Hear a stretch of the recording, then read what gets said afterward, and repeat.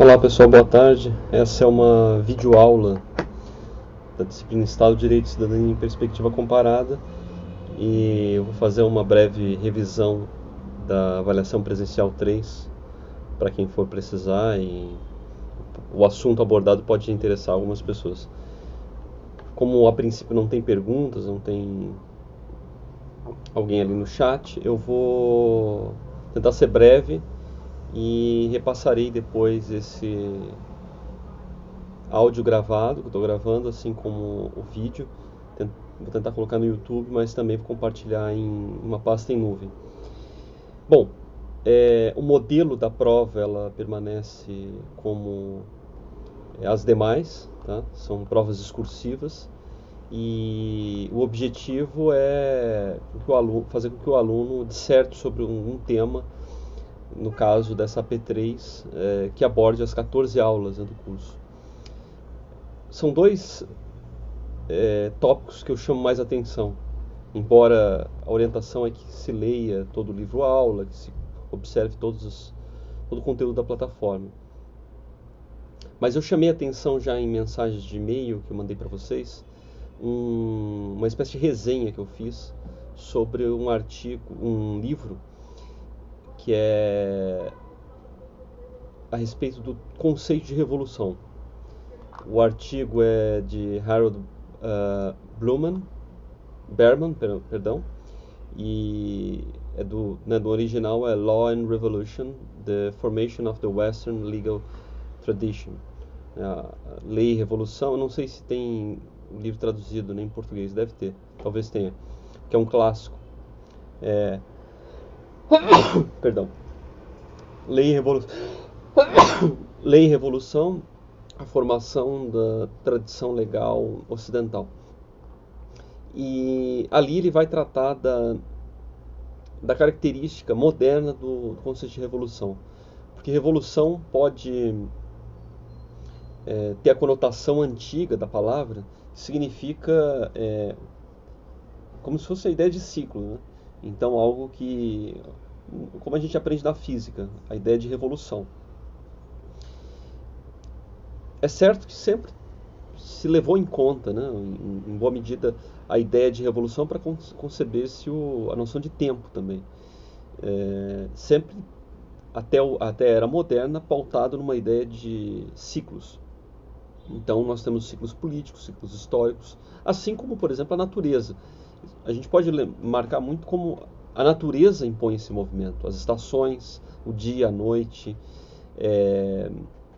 a lua. Então são ciclos, na verdade, assim como a circulação da Terra, enfim, são movimentos que nos faz pensar numa ideia de revolução, enquanto ciclicidade, enquanto retorno de algo, enquanto algo que é revolto, revolta-se em torno de si ou algo parecido.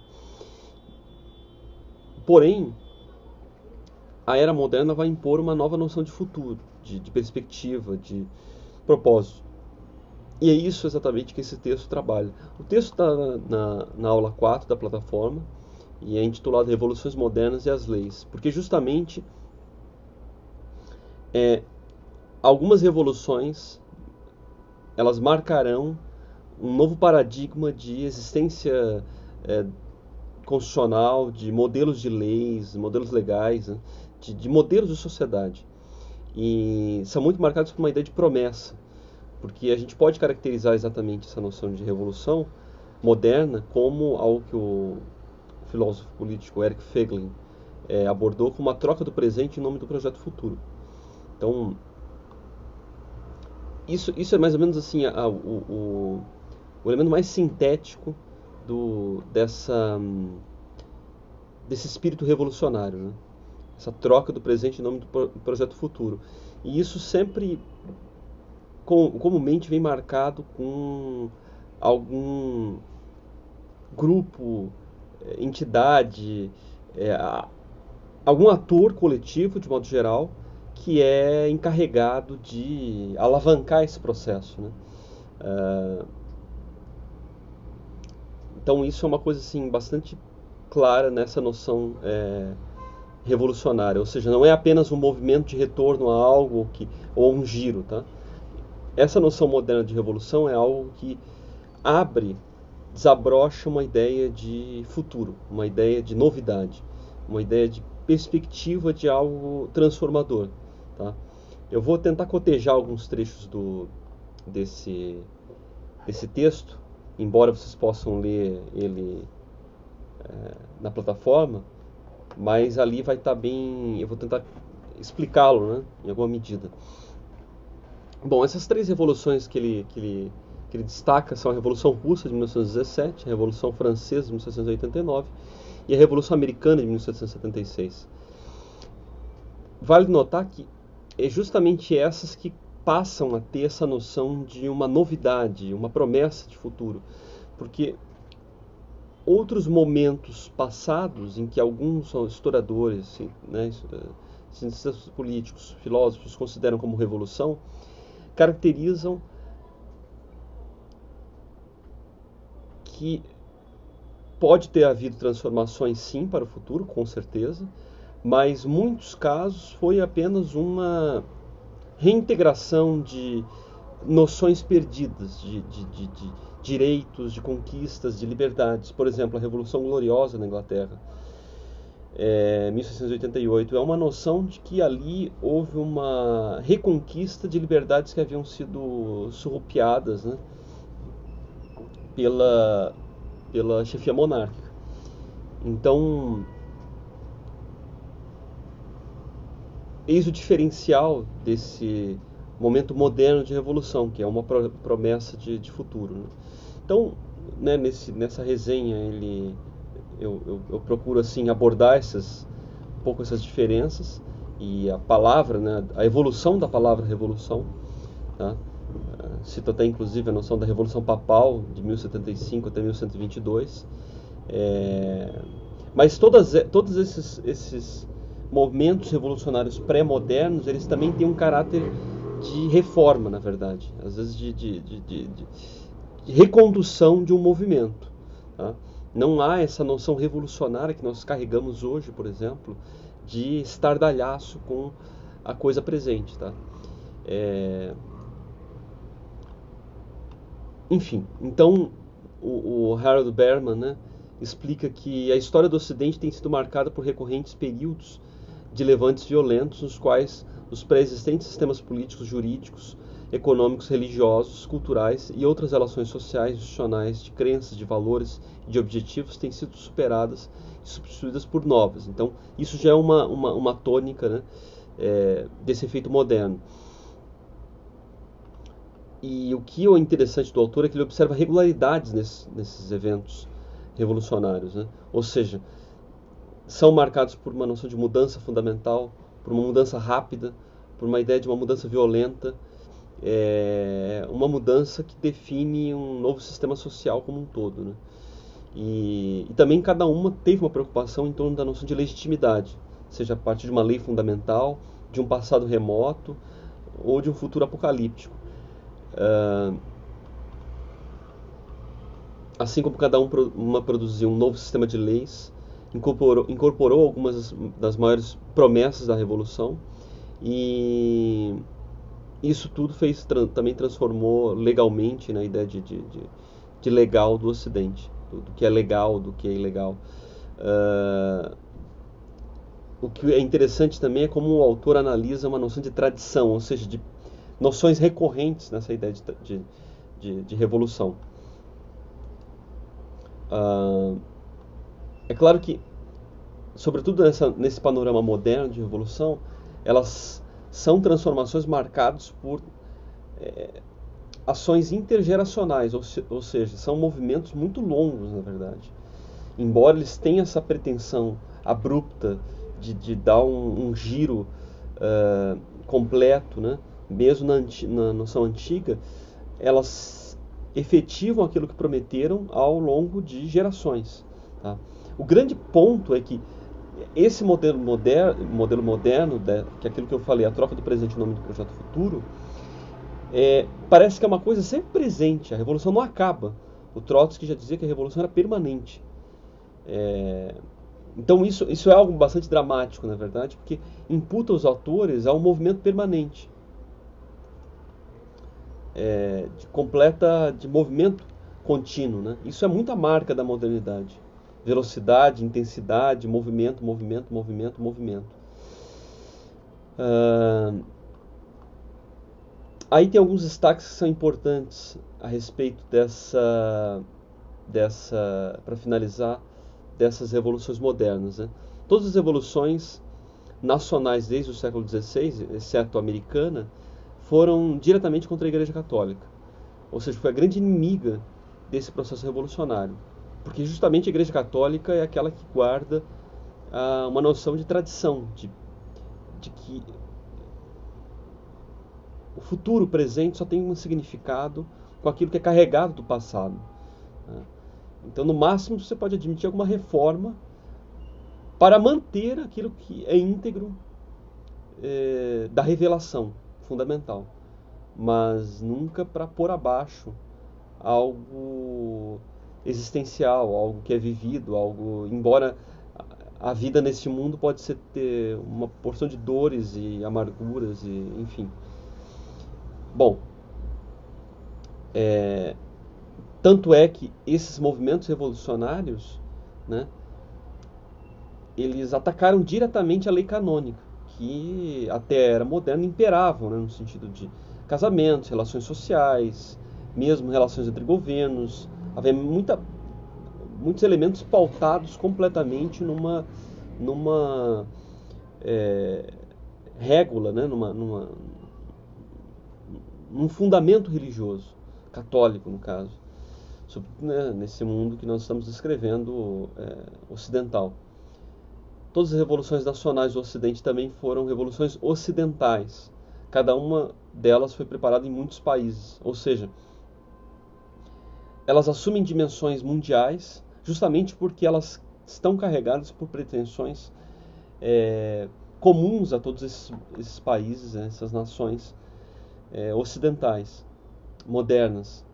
E isso tem a ver também com a filosofia moderna do iluminismo, a ideia de razão, ou seja, que repercute em toda uma seara territorial que percorre mais do que meio mundo, e não só meio mundo, todo um mundo, porque é essa filosofia moderna que ela consegue ter um caráter de expansão que se materializa em várias atitudes da vida moderna.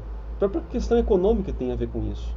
O capitalismo, ele, ainda que situações de troca de comércio estejam no bojo, por exemplo, de uma vida pré-moderna, isso não, claro que existia, essa noção do capitalismo, de uma vida em torno do capital, do dinheiro, do consumo, essa emulação é um fenômeno moderno. E é um fenômeno que compreende esse caráter de expansão, né? Também uma outra característica, uma terceira, que após uma revolução estar estabelecida no país de origem, 20 ou 30 anos depois ela começa a ser exportada ou simplesmente aceita. Foi assim que, por exemplo, aconteceu com a Revolução Russa, que depois se desabrochou em várias tentativas revolucionárias em alhures, né, em outros países. É óbvio, por exemplo, que a Revolução Chinesa, a Revolução Cubana bebem, em certa maneira, do efeito exponencial de uma Revolução Russa. Enfim, eu acho que o fundamental, né, nesse sentido, é vocês lerem com atenção esse texto e compreenderem, né, essa noção moderna de revolução que está colocada ali. Tá? Bom, esse é um dos aspectos então que eu chamo a atenção, né, para essa prova. Um outro ponto de destaque é a respeito daquilo que foi colocado recentemente num fórum da plataforma sobre a ideia de confiança nas instituições. Tá? Que é algo que diz respeito diretamente à noção de solidariedade na sociedade. Tá? Porque de modo assim, fundamental, nenhuma sociedade consegue sustentar sem pressupostos de confiança e solidariedade. Tá? Nenhum mercado consegue funcionar todas essas noções de segurança jurídica, de segurança em si, a ideia de segurança em si, compreende uma proposta que visa dar padrões, talvez situações de segurança, né, em prol de confianças mútuas. A gente vê nesse debate da aula, que foi colocado na aula 9, o seguinte: como é algo complicado e algo bastante dramático nós observarmos a tamanha desconfiança sobre instituições que deveriam ser tão sintomáticas na nossa vida social, sobretudo aquelas que dizem respeito às situações políticas, às relações políticas, as relações de representação política, representação até mesmo de classe, de grupos, né? Ou seja, a gente tem aí uma decadência de instituições como sindicatos e partidos, tá? Por exemplo, se alguém for observar esses índices de pesquisa Datafolha, FGV, etc., vão observar que instituições como partidos políticos, congressos, presidência da República, eleições, sistema eleitoral, sindicatos, estão na rabeira das instituições mais confiáveis, né? Então, vários países lançam índices, né, para medir esses sistemas de confiança. Isso é uma questão assim, que eu coloquei recentemente, não deu para discutir muito, até não houve praticamente discussão, mas a informação foi colocada ali e pode servir aí para qualquer um que tenha interesse. Mas eu procurei abordar isso aí em questão, né, em prova, porque é algo para nos fazer pensar, porque já desde os anos 60 e 70, há toda uma literatura mundial que fala da sociedade de risco, de uma sociedade, da noção de insegurança, né, da vida social, tá? Claro que essa insegurança gera todo um descarrilhamento da noção de confiança. O ponto é, durante algum tempo, sempre se teve alguma utopia, alguma proposta, algum ideal de mundo que foi apresentado aos homens de superação desses momentos de crise, desses momentos de um sentimento de insegurança, tá? E é muito complicado a gente perceber como isso tem retornado de uma forma muito forte, isso tem nos deixado assim, muito angustiados, porque à medida que nós não temos segurança, nós não conseguimos ter confiança. E isso é o ruir de uma sociedade inteira. Então, na verdade, a ideia é basicamente discutir essa questão, tá? Vai ser colocado dois trechos aí de livros, tá? E isso vai ser interessante para vocês escorrerem sobre o assunto. Um deles é de um autor brasileiro que escreveu esse livro já em 1961, que é o João Camilo de Oliveira Torres, né? Um Mundo em Busca de Segurança. E justamente tem essa noção de é um mundo do pós-guerra, de um alto desenvolvimento industrial moderno e uma certa perspectiva assim de um individualismo crescente, e de que é preciso criar mecanismos que fundamentem a solidariedade nessa vida moderna, porque os homens vão ficando mais individuais, tá? As sociedades tradicionais mais coletivas vão ruindo de alguma maneira, tá? Hoje, por exemplo, o último bastião disso, há muito tempo na verdade, são as famílias, e porque de diversas maneiras outras instituições foram sendo dilapidadas, e ele percebia muito isso, assim como outros autores, mas é muito interessante já encarar essa noção em um momento tão tenro, essa noção de uma sociedade de risco. Claro que as guerras já tiveram, né, as duas grandes guerras tiveram esse abalo, né, numa noção de confiança mútua entre povos e nações, mas a questão é que apresentava essa noção de sociedades de risco, sociedades, a questão da insegurança, mas apresentava-se propostas e situações que procuravam substituir esse drama. No caso, o João Camilo de Oliveira Torres, esse livro que eu apresentei, ele vai enfatizar uma espécie de, que a gente poderia dizer, de uma política pública, de uma ação pública, que poderia consertar, que poderia dirimir esse paradigma de insegurança, né, das pessoas, que ele advogava em prol de uma previdência social, que ainda estava em um embrião, né, no país, nem todos tinham, enfim. Porque justamente a forma como uma previdência social é montada, ela é pautada na solidariedade. Tá? E o assunto vem muito a calhar porque a gente está diante aí de propostas de reformas da Previdência. Né? E a Previdência significa uma prestatividade de uns para com os outros, de uns para com aqueles que param de trabalhar, de uns para com aqueles que precisam, né, tornaram-se inválidos por algum motivo, etc. E isso só se justifica porque há algum elemento de confiança de um para com o outro. Tá? Então eu vou até ler um trecho assim, de um dos capítulos que ele fala da Seguridade Social, que dá a entender claramente esse mundo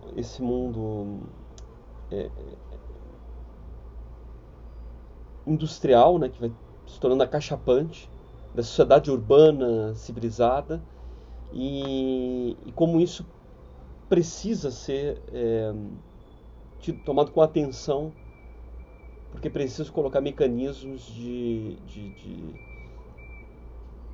que apontem para uma segurança entre as pessoas. Né?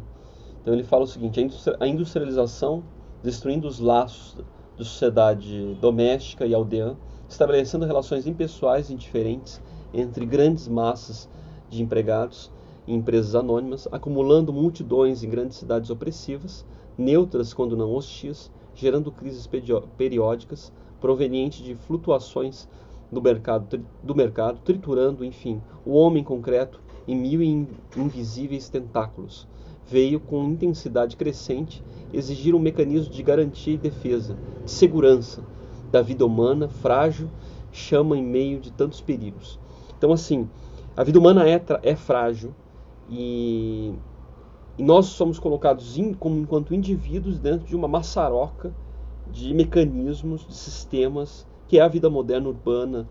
Enfim, nós não temos essa proteção que é talvez uma vida mais simples, o campo, etc. Nós estamos mergulhados em complexidades. Então ele percebia isso, né, de modo que isso é uma coisa geral. Se nós não colocarmos mecanismos que assentem a solidariedade, tá, há uma perspectiva muito grande de crise das sociedades. Né?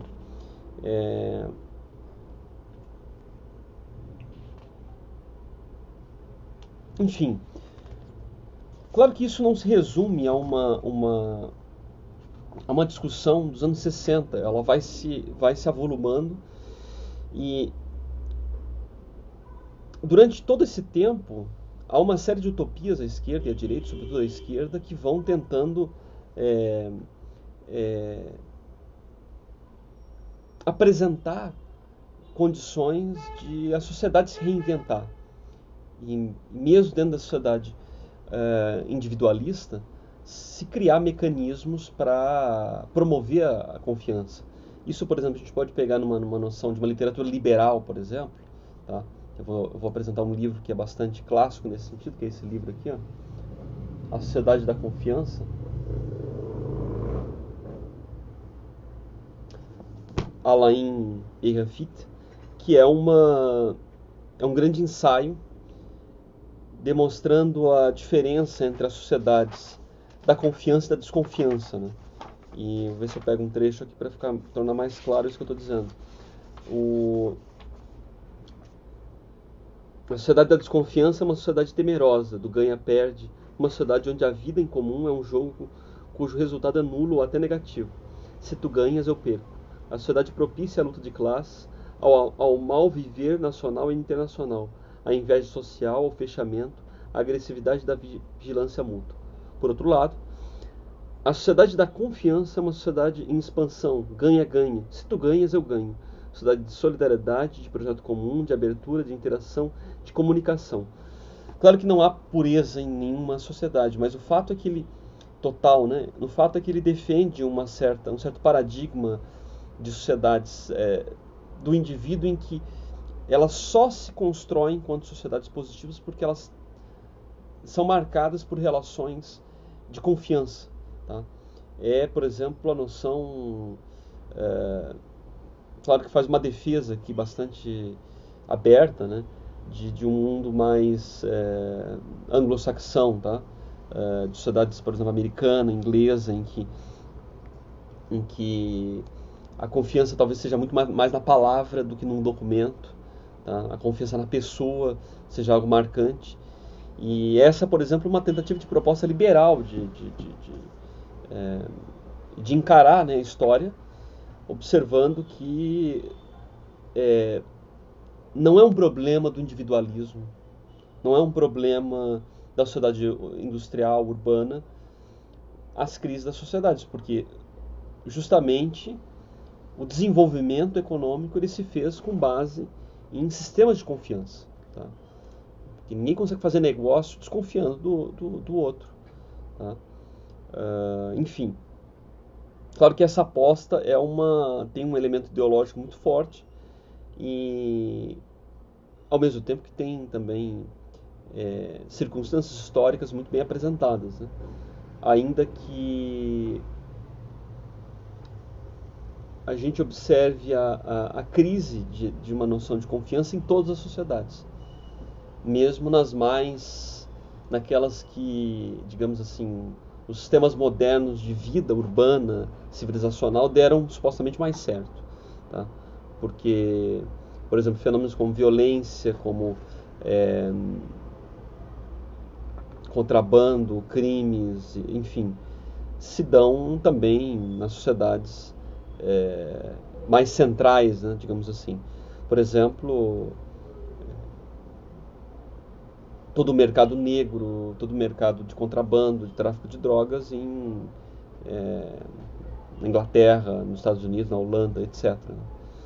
Bom, mas a gente observava então, já nesse livro do Oliveira Torres, e também nesse que eu mencionei, tentativas de solução para esse possível drama de uma sociedade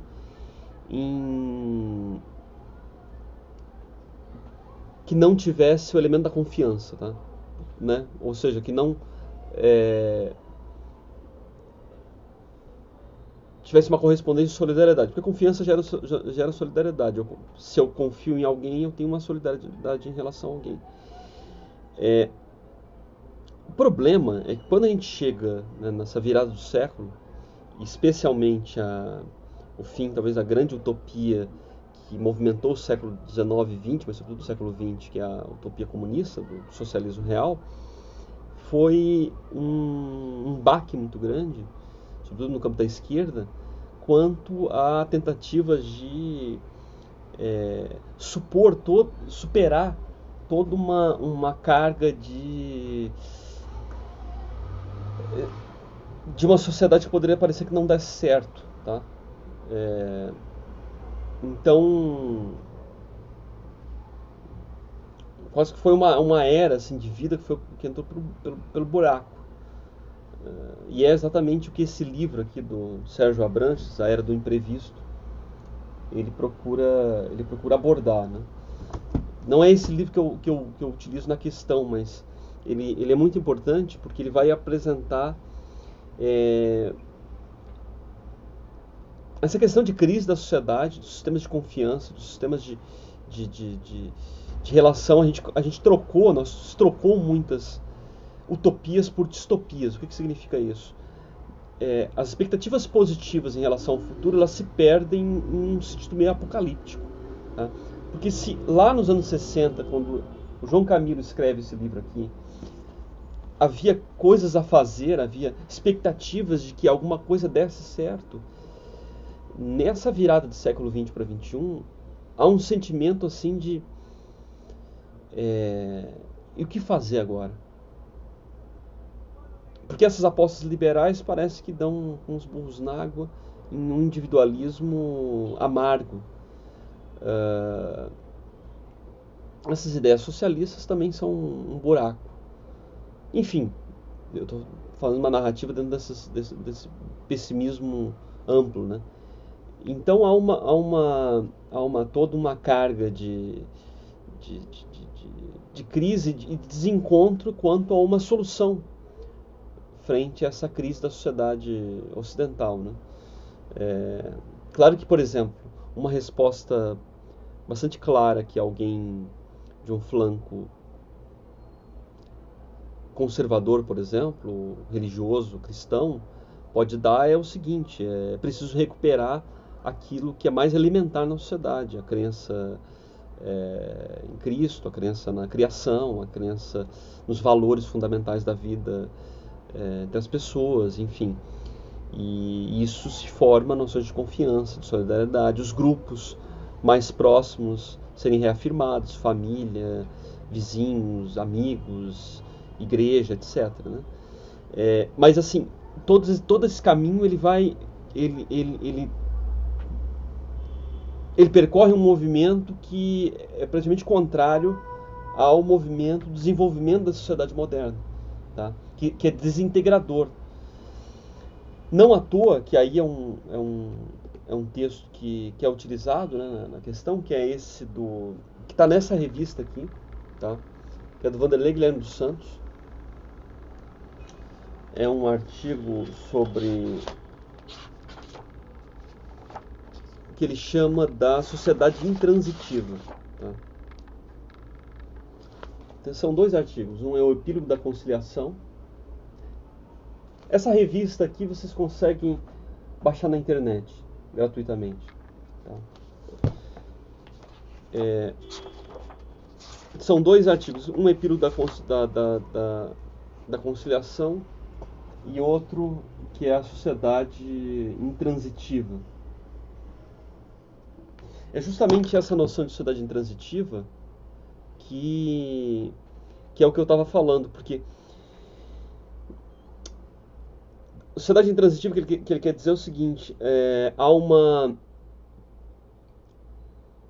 descontinuidade. Se naqueles outros momentos, nos anos 60 do João Camilo, há sempre motivações para recriar a sociedade, para dar novo patamar de costura a ela, há uma coisa meio dramática nesse texto do cientista político Vanderlei Guilherme dos Santos, que é a incapacidade da sociedade recriar patamares de solidariedade.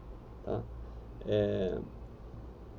Então, ele até vou pegar um trecho que ele descreve essa noção de solidariedade, de sociedade intransitiva, né?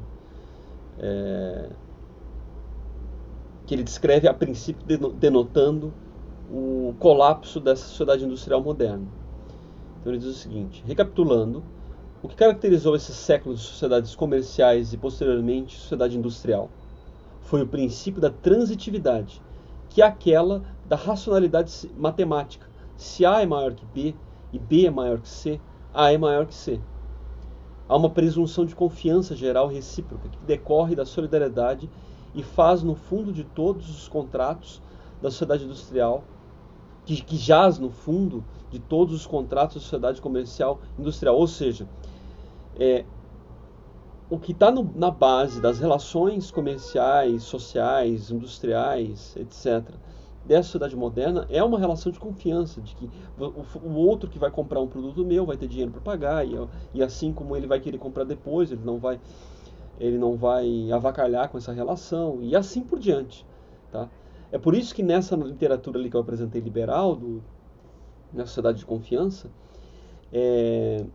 fica muito estampada a noção de crença em um desenvolvimento comercial. Porque na medida em que eu preciso promover plataformas de desenvolvimento, eu preciso manter um sistema de confiança, porque eu posso comercializar, ter dinheiro, vender, comprar, etc. Né? Na verdade, isso não é uma coisa dada, estabelecida, é uma questão que se coloca como sintomas da crise, né? Sintomas de uma grande crise que nós não temos uma resposta definida, mas o que a gente tem é uma angústia de que como é que nós reconstituímos uma sociedade tão insolidária, tão pautada em diferenças, em indiferença quanto ao outro, tá? Que parece espancar a noção de confiança, né?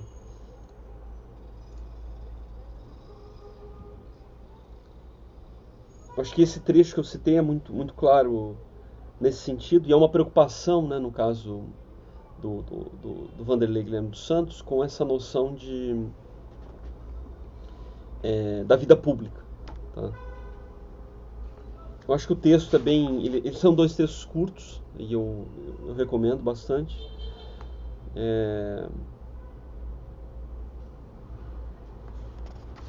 Claro que assim, tanto esse texto do Vanderlei Guilherme dos Santos quanto esse do Sérgio Abrantes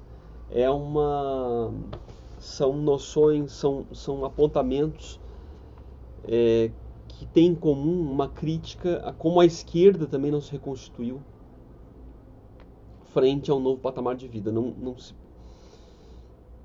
Não se acordou ainda da sova que levou com a queda do Muro de Berlim. É muito curioso que o Sérgio Abrantes, que é um cientista político, que é casado inclusive com a Miriam Leitão, e os dois se consideram de esquerda, né? No caso, a Miriam Leitão é um grande exemplo, por exemplo, de um liberalismo social no Brasil. Tá? Embora, assim, alguém, por exemplo, do PT, obviamente, vai considerá-la como de direita, isso é sempre relativo, tá? Essas coisas de esquerda e direita. Mas, dentro de algo que o próprio autor se considera, eles são de esquerda. Porque realmente tem uma angústia, porque procuram como remodelar essa sociedade, tá? Como reconstituí-la perante toda a situação, essa carga de sentimento de crise, né? Enfim, é toda uma crise do futuro, né? Porque nós temos fragmentado o nosso passado. E claro que numa sociedade que a profundidade é um pires, como no Brasil, que tudo é muito plástico, muito superficial, a gente pode às vezes não perceber isso muito bem, mas quando a gente quer afundar, né, um pouco mais de profundidade, a gente percebe como isso é dramático. Isso repercute nas próprias relações sociais. Tá? Se encontrar alguma coisa mais séria, alguma coisa que tem uma densidade maior, enfim, seja numa amizade, seja numa relação, etc. E é muito angustiante toda essa noção de superficialidade. Né? Então isso é algo a ser resolvido. Na verdade, então, não há é uma discussão assim quase que de fim do curso, né? Que ela nos ajuda a pensar essa ideia de confiança, né? Que em uma palavra, né? Em poucas palavras, uma sociedade não pode existir, de fato, sem confiança e solidariedade. E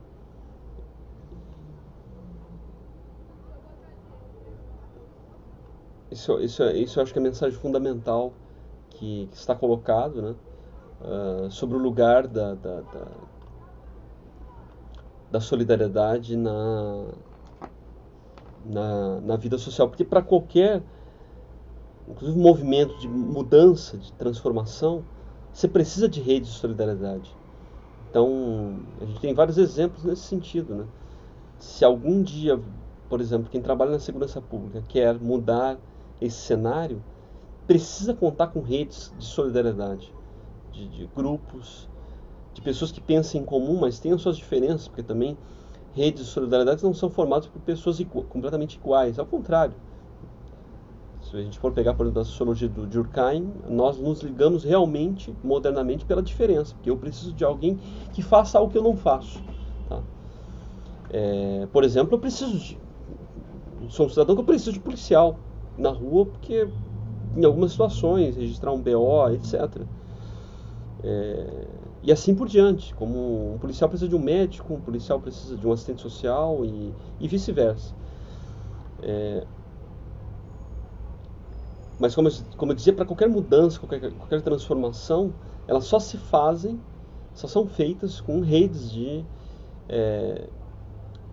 solidariedade que se criam, né, com vínculos de confiança, porque aquela pessoa, aquele grupo, aquela entidade tem algo que eu pactuo, pelo menos em algo fundamental. Tá? Agora, a nossa grande dificuldade é hoje apresentar o que é preciso ser feito. Tá? Claro que eu apresentei algo muito negativo e algo muito desesperançoso, né? Mas é só a gente olhar para nós mesmos e para o nosso entorno que a gente vê o que precisa ser feito. Isso é muito claro. Então, sobretudo, por exemplo, se a gente olhar na dimensão do problema que nós estamos plantados, que é a questão da segurança pública, toda a noção de impunidade no Brasil, etc. E isso gera assim, um estalo para a gente pensar nessa noção de solidariedade, de relações, de criação de grupos, de consolidação dos grupos, né? Por exemplo, vocês formarem um grupo de alunos e ex-alunos, essas coisas são fundamentais para para que as coisas não fiquem no mera assim, reflexão do indivíduo, entendeu? De cada um por si, etc. Bom, então eu acho que isso serviu como uma aula, né? Uma abordagem geral assim sobre o curso e especialmente particularmente sobre essa terceira prova que muitos vão fazer. Eu vou tentar deixar isso gravado agora, né, o áudio, vou disponibilizar em nuvem e também tentar transpor isso para o YouTube e aí vocês podem verificar. Então é isso, qualquer coisa vocês têm contato lá pelo e-mail e pelos canais da plataforma e a gente vai conversando e trocando mais ideias. É isso, um abraço.